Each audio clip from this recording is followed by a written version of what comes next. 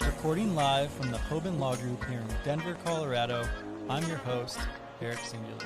Welcome to the Hoban Minute. Today, we have a very special opportunity to host a fireside chat with one and only founder and president of the Hoban Law Group, Mr. Bob Hoban, Occupational and Environmental Medicine physician, Dr. Ullman, and the CEO of GoodFOR, Jeff Ullman. And today we're talking about CBD, minor cannabinoids, and the endocannabinoid system. All, thank you for being here today. Thank you. Hi there. I hope it'll be good for us all. I think it will be, and I've thought a lot about where we can start this conversation, what the best way to kind of segue into a round table, a back and forth and a dialogue around cannabinoids and kind of the medical field. And I think what I'd like to do is, Jeff, we know you have a very impassioned story behind why you created the GoodFOR brand and the GoodFOR products. And so if you would, give us your story, your background, and what drove you to do what you do today. Thank you for asking. What happened was I had, in late 2015, I created a company called Only You Genetics, which, with a partner and myself, would identify how every individual, even twins, blood family members, how they react to individual cannabinoids, THC, CBD, CBN, and individual brand name pharmaceuticals, and what you can expect when you have them in your bloodstream at the same time. Do they get worse? Do they neutralize? Or does nothing happen? And then a few short months later, my wife was desperately ill. We couldn't figure it out. So in 1 month period, she was now on her third visit to a doctor, this time to an oncologist, for hereditary reasons. And we received the news, the diagnosis and the prognosis. You have stage 4 metastatic cancer. Your breast cancer has metastasized to your liver, where you have 5 tumors. 2 of them are about 3/4 the size of the length of your liver, which is huge. And I'm shortening this up, but you have 6 months to live if you seek no treatment at all, in which case get your affairs in order. My wife is a MILF. She's a GILF. She's full of life. She is wonderful in so many ways, bouncy, energetic, creative. So this came out of nowhere. It shocked us. I asked her what you want to do, because the decision is yours, even though the family are affected. And she said, and I'll quote her, she said, "Kill the fucking cancer."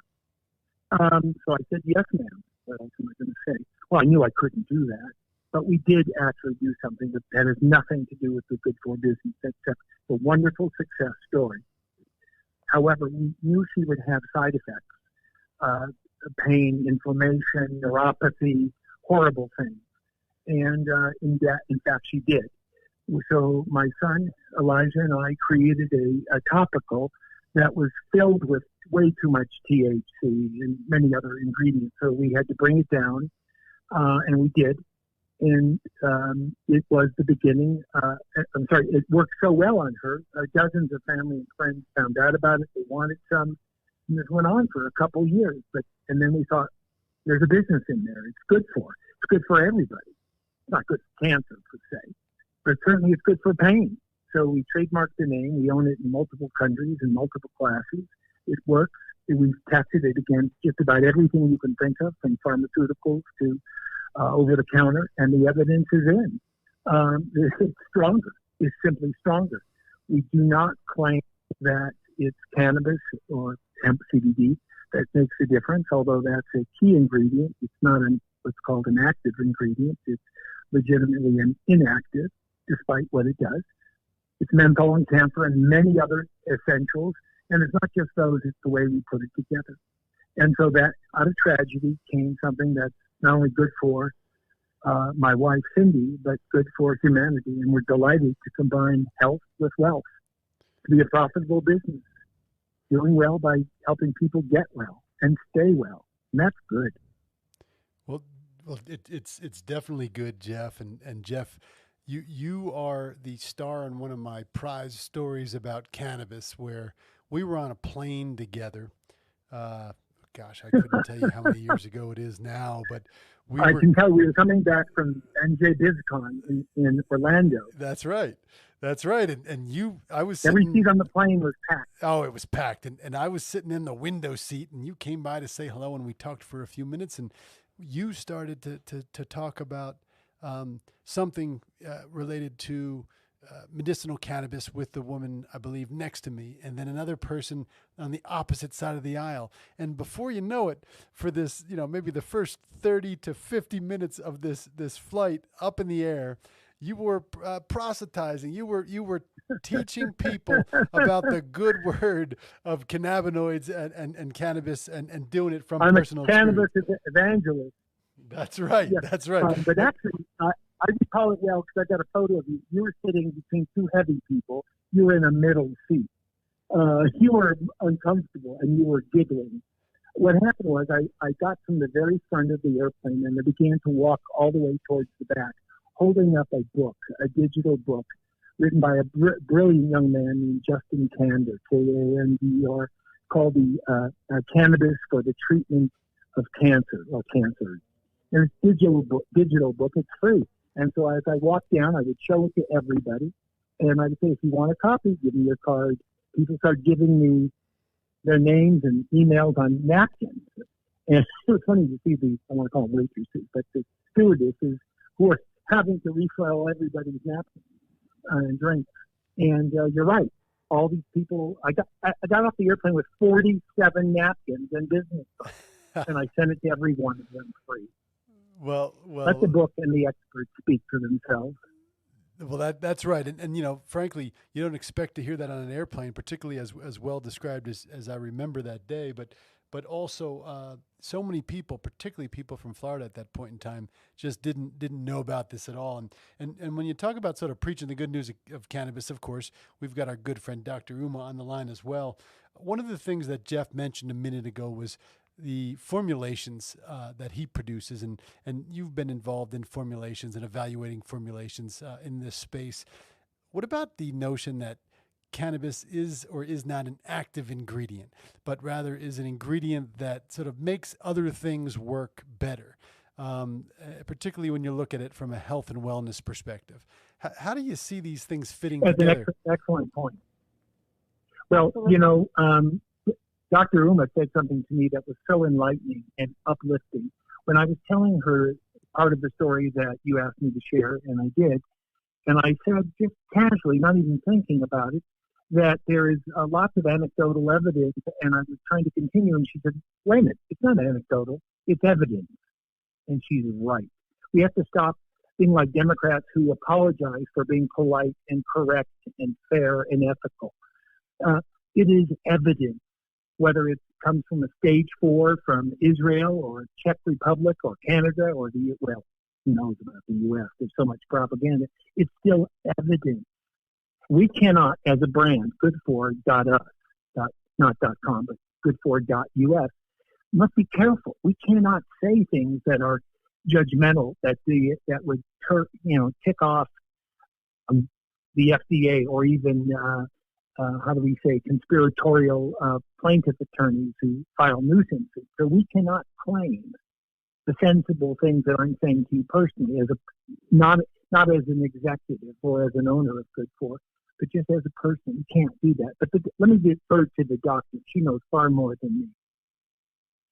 Well, I want to say thank you so much, Jeff, for sharing your story and everything that you've been through. And you brought up several points, unexpected things that happen in many people's lives.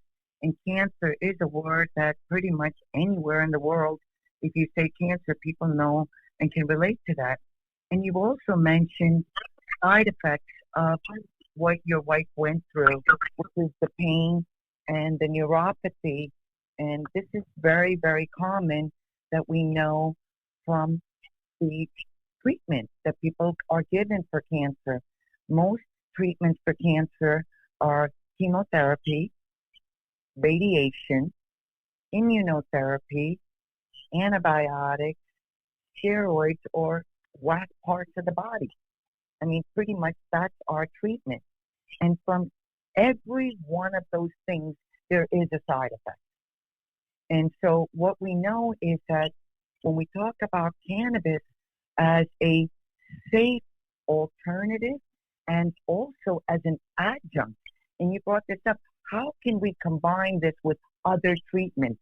How does it become the active ingredients or the adjunct ingredients? And what I mean by that is what we've learned is that the plant, cannabis, has over thousands of chemicals. We've identified over 140 different cannabinoids. The two well-studied cannabinoids are THC and CBD.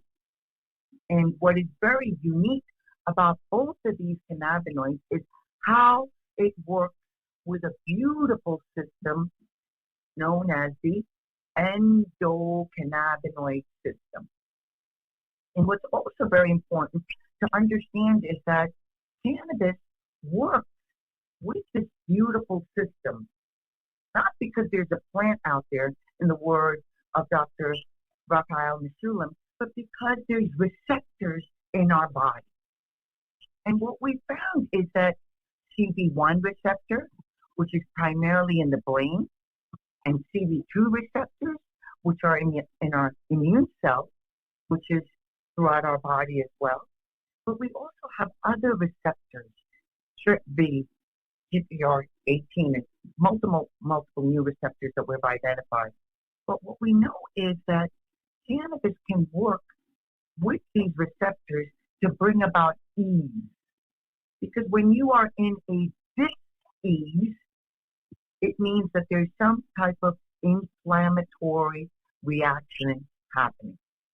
And when we talk about cancer, cancer is nothing but a cell gone crazy. And treatment options that we're realizing with cannabis is we can apply it topically, we can apply it under our tongue, we can insert it into places, rectally, vaginally, and I also love to talk about the belly button, which is known as the Pacosi method. All right. Well, let's talk about the belly button, because I've never. This is interesting to me. So what do you need to do to a particular formulation to have it be efficacious, if you will, from a absorption perspective? So I want to make sure we protect this. This is kind of Dr. Ullman's IP kind of method that we really like to use, because the belly button, what was it connected to, folks? It was the placenta, yes. Right? It was your umbilical cord. That's what we cut. So it was full of vasculature, blood vessels.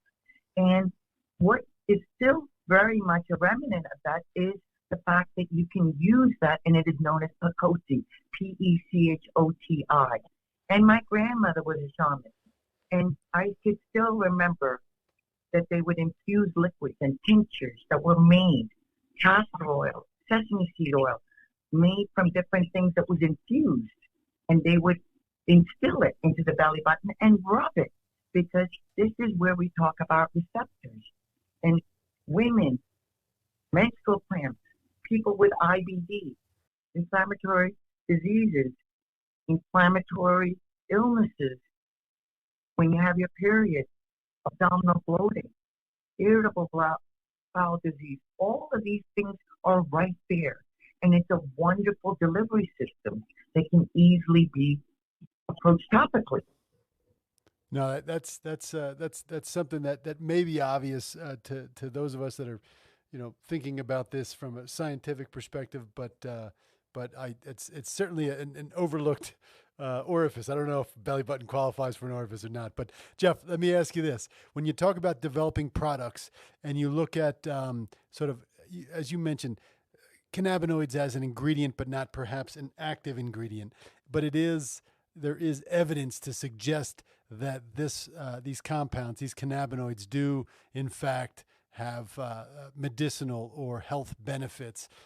How do you throw those things together. How do you look at a formula and say, I'm going to design this for a particular person because it can help with X or Y or Z, but we can't make those claims about X or Y or Z in this day and age because of the FDA rules and regulations and the prohibitions against claims, particularly surrounding the cannabis plant. So how do you make a product that is effective, but at the same time not going out and selling it as an effective cannabis product?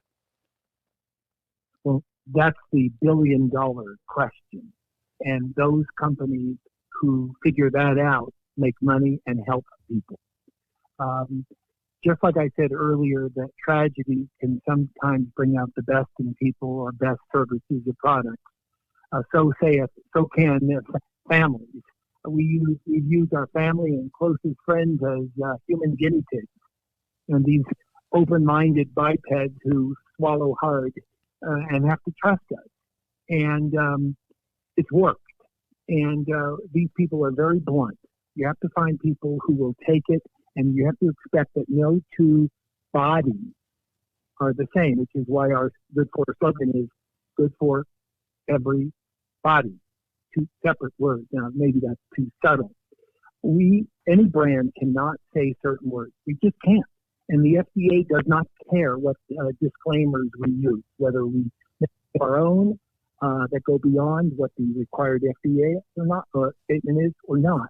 We cannot bring those together. I can't mention anything about cancer, which is why we're changing our homepage video. It's got to say something else. So you've got to be very careful. And there's inference. There's no better name in all of what products, quite frankly, than GoodFOR. At least that's what we believe. It's not a fact.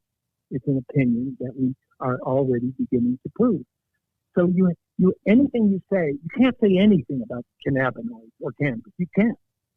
You can't say it's known to be, or it's reported, or anecdotally this or that, or my mom said, or 116,000 of our customers report X, Y, Z. You can't say those things and relate it to a claim on your website or your ambassadors. You can't.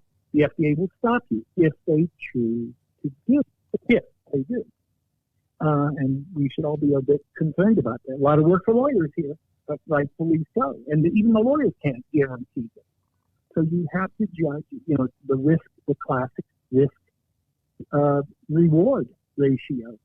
And we believe that GoodFOR, in front of anything like this, good for sleep, good for stress, that tells you exactly what it is, and it cuts through the clutter.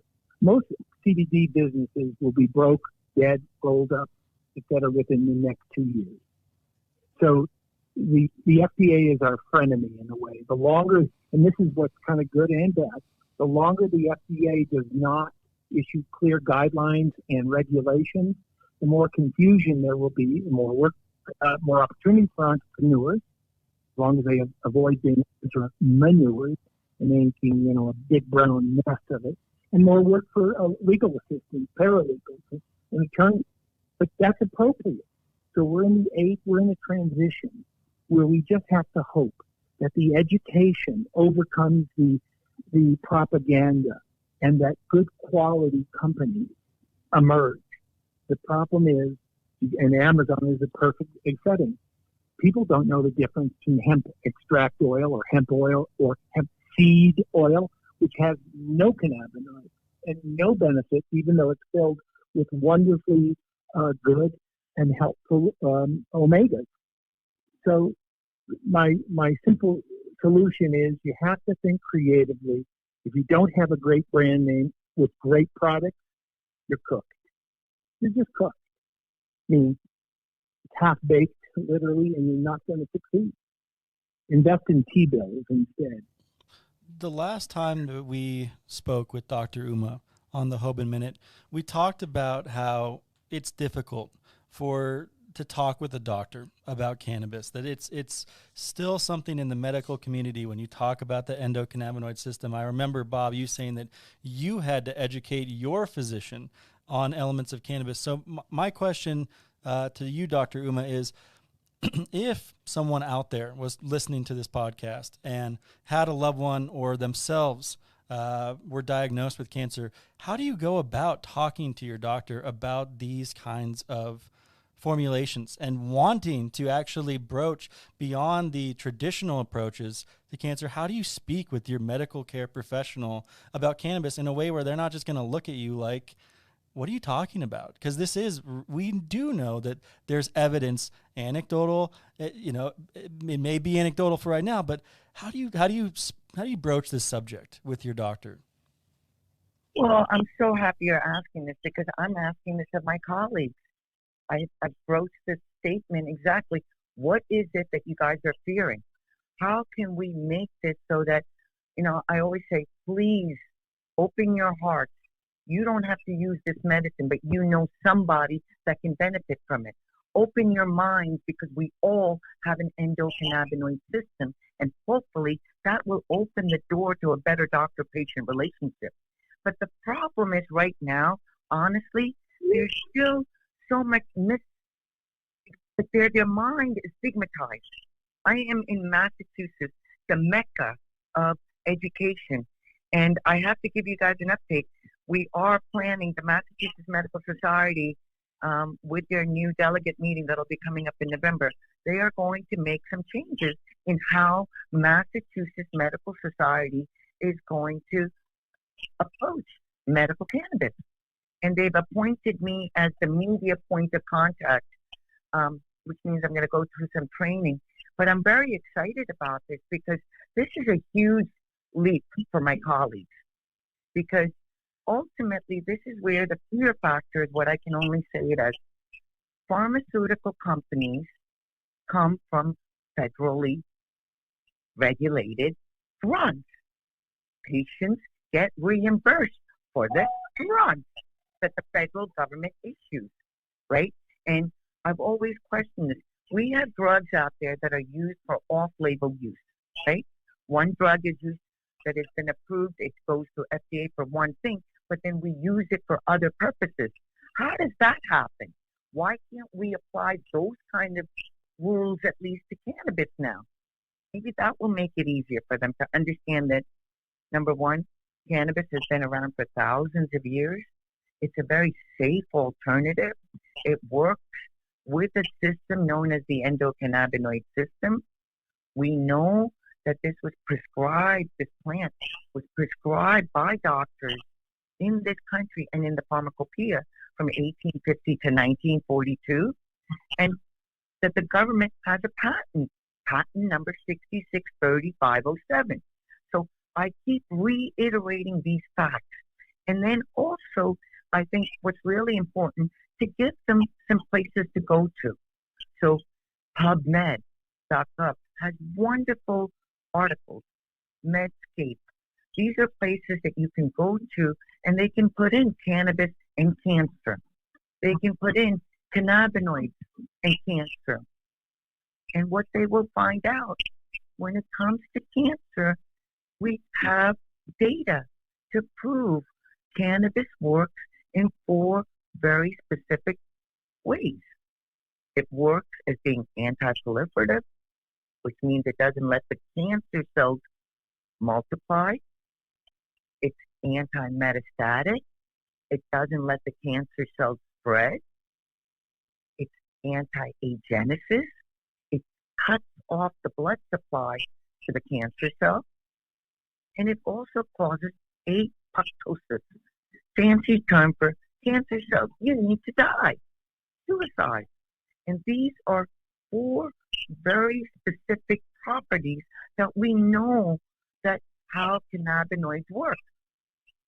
So this is where I think they need to be taught this, and we need to educate our healthcare providers. And Bob, what you did is what my patients are doing. It's the philosophy. Reach 1, teach 10. Teach 1, reach 10. That's Dr. Ullman's philosophy. And that's how we're getting the message out. And Jeff said it. Do you not know somebody that can be benefited from this? Well, that's the question in this industry when you talk about medicinal cannabis, right? Particularly when there are not mainstream medications that are readily available for a variety of purposes that are approved by the FDA. In fact, The only cannabis-based medicine that's been approved thus far is Epidiolex under the FDA, which is a CBD blend, as we've talked about previously. But at the end of the day, it sounds like witch doctory.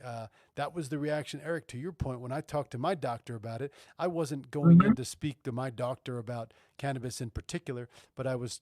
He says, "Well, I know what you do for a living, and I take exception to the idea that they call this medical cannabis." And I said, well, what's the exception? Maybe you didn't learn about it in medical school, but that doesn't mean that you can't continue to educate yourself. And, clearly this individual had not done that at that point in time, but things have moved since then. Well, and I want to ask you, Jeff, when your wife was diagnosed with metastatic breast cancer and you were in that position, you were in the very position that we're talking about, how did the medical community or her doctor react when you told her about what you were trying to do with different cannabinoid formulations? Oh, you really set this up well. You gave a good foundation and structure, and it appeals to everybody. Let me ask a question. It's rhetorical, so you don't have to. Nobody has to answer it right now, except silently to themselves. What is the number one question every person who is diseased and not feeling easy, not feeling well, what's the number one question they ask? They ask, what's good for me? And they don't know because they've been burned by so many other companies, products, as doctors or whatever. People get burned in life. They have great expectations and it doesn't work out. So we were faced with the same thing, and we're college educated and we're not gullible, we think. We're intelligent people. We didn't know. So we asked everybody very specific questions. And we had to you don't have to be a professional journalist or investigator, but you have to find at least one trusted source. ProjectCBD.org, fantastic source of logical, scientific information that's up to date and easy to understand. But in our case, her doctor was a DO, osteopathy, I think it's called, and he looks at the body holistically. So he asked about nutrition. He asked about exercise. He asked about sleep. Her doctor, Harvard Medical School, head of the Women's Breast Center at Anschutz, was anti-cannabis for one reason only, because it was Schedule 1. Well, it still is, at least THC is. And so nothing could go in Cindy's file. But she didn't. She basically said, okay, do what you got to do, and we'll still give her chemotherapy and all the tests. So she turned a blind eye, so to speak. But she understood it, and she gave no medical advice at all about that. There are new tests that have come out. The point is, we really don't know. So you have to have an honest discussion with your doctor. And doctors are conservative. I don't mean politically. They want to protect. That's fine. But the problem is they have a huge ego, not just surgeons. So they're not going to say, I don't know. They're not going to, most of them won't. So when they do give you a straight answer, you have to push back and not be intimidated by doctors. You have to say, well, okay, thank you. How do you know that to be true? Well, I just know. No, that's bullshit. And you have to call them out on that in your own nice way, without profanity. And because they'll just close up because they're huge egos. So you ask for a referral. But right now is a good time. They're open to learning. But let's not forget, every day it seems they're getting pitched by Big Pharma. And what do you think Big Pharma tries to sell them? Opiates, opioids, and other things. So, and they've got the money. They're far bigger than the NRA in terms of their power. So people have to ask. They have to seek. They have to understand.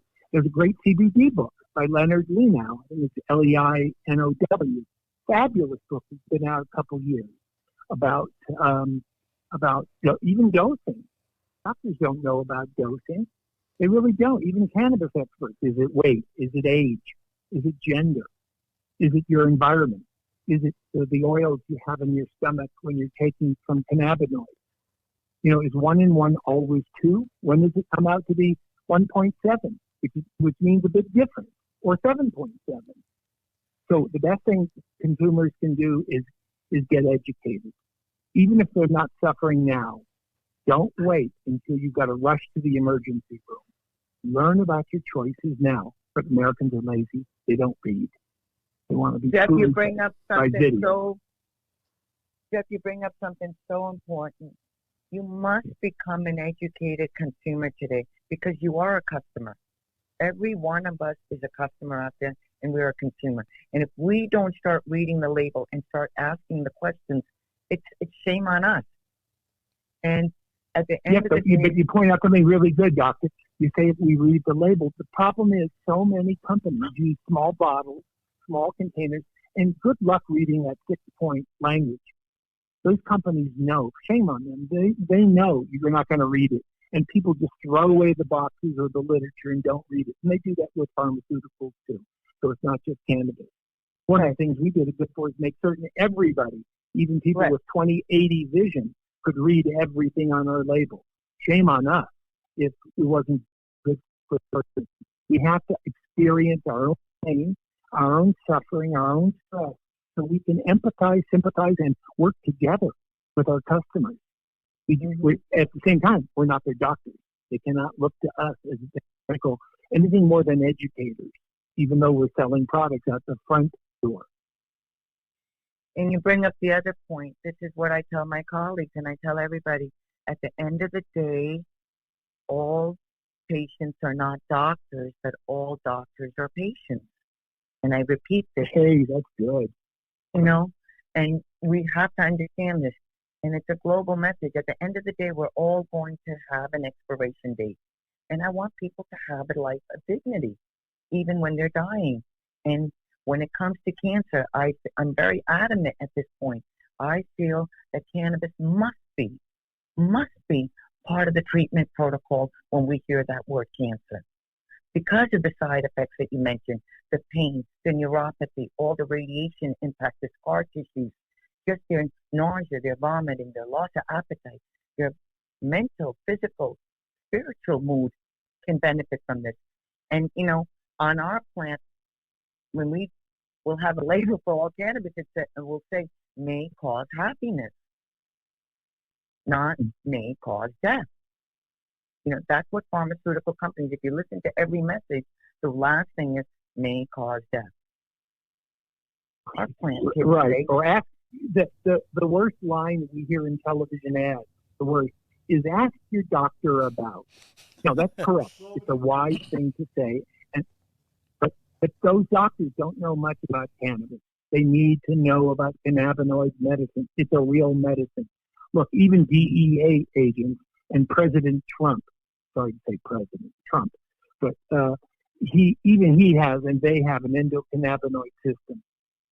He might not have a backbone, but he has that system, and without it, we die. We don't exist. There's bipeds, there's humans, there's animals.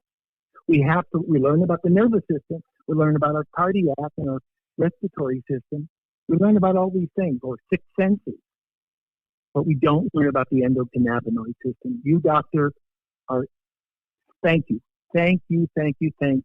for doing what you're doing, spreading information and facts. Some opinions, but facts. We need facts.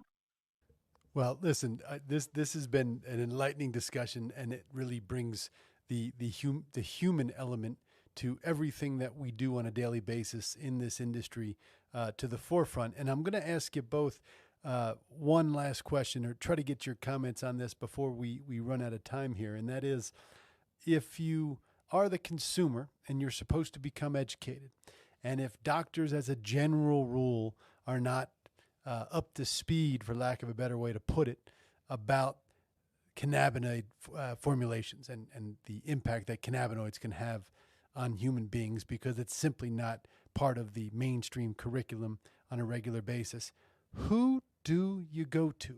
Do you talk to the bud tender? Do you talk to someone who has a personal experience? No, do not talk to the bud tender. So Jeff and Dr. Ullman, you get the last word. Jeff, who do you go to? What do you ask them? Well, your question is always about what's good for me. And bud tenders are dangerous people because they're passionate, they're educated about the recreational, and they wow you, overwhelm you, even me or other people more educated than me by far. But you can't not ask them about medical. about what's good to climb with or run with or party with or fall asleep, sure, but not medical. You have to read.